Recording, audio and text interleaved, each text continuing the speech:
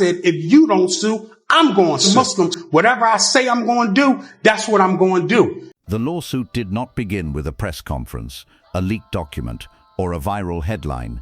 It began with a man who had spent nearly 40 years standing beside Will Smith, a man woven into the private architecture of the actor's life, suddenly stepping out of the shadows with allegations explosive enough to rupture decades of loyalty. Bilal Salam, known both inside and outside the Smith circle as Brother Bilal, was not an outsider or opportunist. He was the friend who appeared in Will's memoir, the man trusted with personal and professional responsibilities, the confidant who moved quietly in the background of a global superstar's world. And now he is the one accusing Jada Pinkett Smith of conduct so extreme that it forms the backbone of a $3 million intentional infliction of emotional distress lawsuit. According to the filing, the chain reaction began on a night meant for celebration, September 25, 2021, during a private birthday gathering for Will at the Regency Calabasas Commons. Salam claims he was approached not with warmth or familiarity, but with hostility. In his account, Jada arrived with several members of her entourage, and what unfolded next was not a misunderstanding or sharp exchange, but an encounter he describes as chillingly deliberate. He alleges that Jada confronted him directly, accusing him of sharing personal information, and issued a threat so explicit it became the cornerstone of his legal case. If he continued speaking about her private life, he would end up missing or catch a bullet. He describes the moment as surreal, a rupture of the reality he thought he knew. What he expected to be a brief confrontation, he says, escalated when members of Jada's entourage allegedly surrounded him, insisting he sign an NDA or else, a phrase repeated so often that he left the hotel believing he was no longer dealing with interpersonal drama, but with a dangerous ultimatum. According to the lawsuit, some members of the entourage followed him to his car, repeating variations of the threat as he tried to leave. In his telling, this was the moment his world tilted, when loyalty was replaced by fear. From that point forward, Salam says he realized something had fundamentally changed. The dynamic was no longer built on trust, but tension. The allegations he later made in a 2023 interview, including claims about Will Smith's private life, became the public flashpoint, but according to him, the conflict had already taken root long before that. What the world saw was a viral clip. What he claims he lived was a slow descent into intimidation, isolation, and character erosion. She did all this to try to scare me, but I fear no one but Allah. The 2021 confrontation became the origin point of the emotional distress he now describes, a moment he says he carries with him every time he looks over his shoulder, every time he receives a message from an unknown number, every time he wonders whether speaking the truth about people he once considered family has cost him more than his career. The lawsuit's first chapter is not about gossip, it is about fear. Fear, he claims, was planted in him that night. Fear that grew as the stakes rose, and fear he insists he is still trying to shake free from, and it is that fear, he argues, that brings him to court. The tension that began with a confrontation in a hotel lobby did not fade with time, according to Bilal Salam. It evolved into something far more calculated. What he describes in his lawsuit is not a single moment of anger, but a sustained pressure campaign that intensified in the wake of one of the most infamous moments in modern entertainment history, the 2022 Oscars. When Will Smith walked onto that stage and struck Chris Rock, the world watched a career, a marriage, and a reputation detonate in real time. What the public didn't see, Salam claims, was the frantic machinery behind the scenes, the advisors, the handlers, the longtime friends who suddenly found themselves pulled into a storm that none of them created. Salam says he was one of those people. According to his lawsuit, he was approached by a mutual acquaintance, a friend connected to both the Smiths and the Hollywood ecosystem that surrounds them, and asked to assist with crisis management.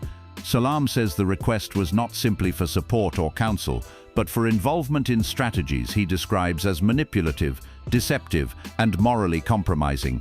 He claims he was asked to help manage narratives, control fallout, and reinforce versions of events he did not believe were truthful. He refused, and in his telling, that no is what shifted the dynamic from tension to retaliation. From that point forward, Salam describes a shift in energy from the Smith inner circle, a tightening of access, an uptick in coldness, and what he characterizes as subtle but escalating attempts to silence him. But the real escalation came later, he says, when they discovered he had been writing a memoir, a detailed account of his decades-long relationship with the Smith family. According to Salam, the moment Jada Pinkett Smith and her allies learned of the book, the pushback became more aggressive. He claims people connected to Jada began contacting him with offers, bribes, and warnings, that some attempted to persuade him to fix narratives, that others pressured him to abandon the manuscript entirely, and that through all of this, the same theme echoed: stop talking. His emotional and physical health, he says, deteriorated as a result. Insomnia, panic, a spike in blood pressure, a diabetes diagnosis he attributes to the overwhelming pressure and stress. He describes living in a state of constant dread, not because of the memoir itself, but because of what he claims happens to him every time he tries to exercise his right to tell his own story. When his 2023 interview with Tasha K went viral, the interview that contained the allegation about Will Smith and Dwayne Martin, everything exploded. The internet turned hostile, the Smith team issued sharp denials, and Jada, in her own public appearances, dismissed him with laughter and derision, calling his claims ridiculous, a shakedown and nonsense. She also stated publicly that she intended to sue him. It's ridiculous, and it's nonsense. We're going to take legal action. According to Salam, this was not merely public relations. He claims her statements were part of a targeted campaign to destroy his credibility, especially because no lawsuit ever followed. To him, the threat of legal action was not about justice, it was about intimidation.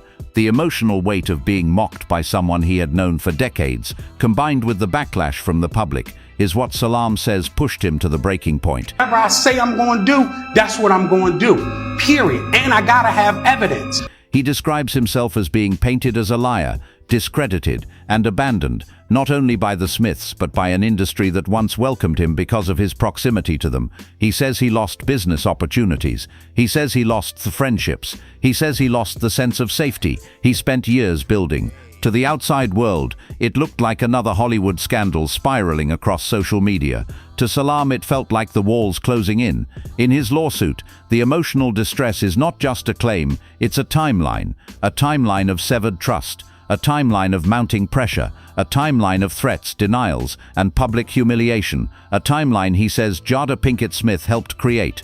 Once Bilal Salam's allegations broke into the mainstream, the real battle, the one he says blindsided him, didn't come from Jada Pinkett Smith directly. It came from the machinery around her. Not the cameras, not the headlines, but the invisible network of industry relationships that determines who gets believed and who gets buried. According to Salam, what unfolded next was less like a celebrity dispute and more like a quiet blacklisting. He claims that former colleagues stopped returning his calls almost instantly. Producers he had spoken with for years suddenly became unavailable, disappearing behind assistants who insisted their schedules were packed indefinitely.